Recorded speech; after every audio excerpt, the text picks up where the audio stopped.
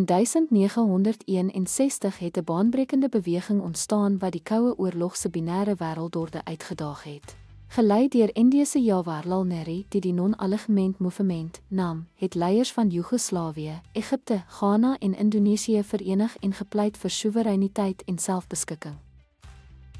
Oorsprong en beginsels van NAM stigtingsvisie, onder leiding van Eerste Minister Jawaharlal Nehru van Indië, saam met leiers soos Josip Broz Tito van Joegoslawië, Gamal Abdel Nasser van Egipte, Kwame Nkrumah van Ghana en Sukarno van Indonesië, is NAM amptelik gestig tydens die Belgrade Konferensie van 1961.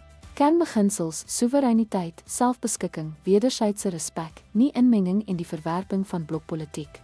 Hierdie beginsels het nasies toegelaat om ontwikkeling na te streef vry van die druk van Koue Oorlogbelyning.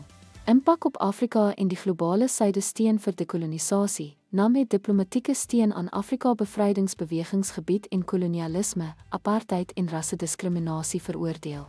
Lande soos Ghana, Tanzanië en Zambië het politieke solidariteit binne NAM gevind.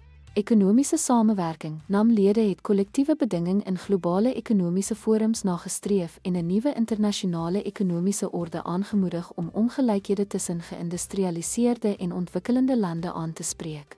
Vermyding van supermoondheidsafhanklikheid. Baie lande in die globale suide het NAM gebruik om ekonomiese en politieke bande met beide blokke te handhaaf sonder om polities ondergeskik aan enigiemand te word.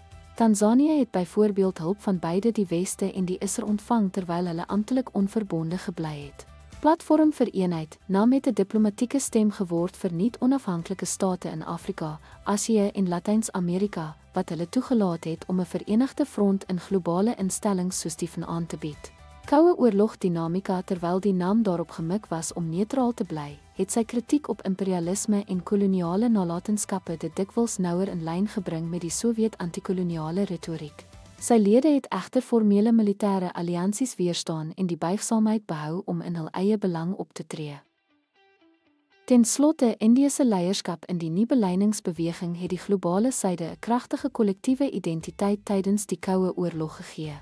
Deur onafhanklikheid, eenheid en samewerking te bevorder, het die NAM die diplomatieke en ekonomiese strategieë van Afrika en ander postkoloniale nasies gevorm en 'n blywende nalatenskap in internasionale betrekkinge gelaat. Dankie dat u by ons aangesluit het.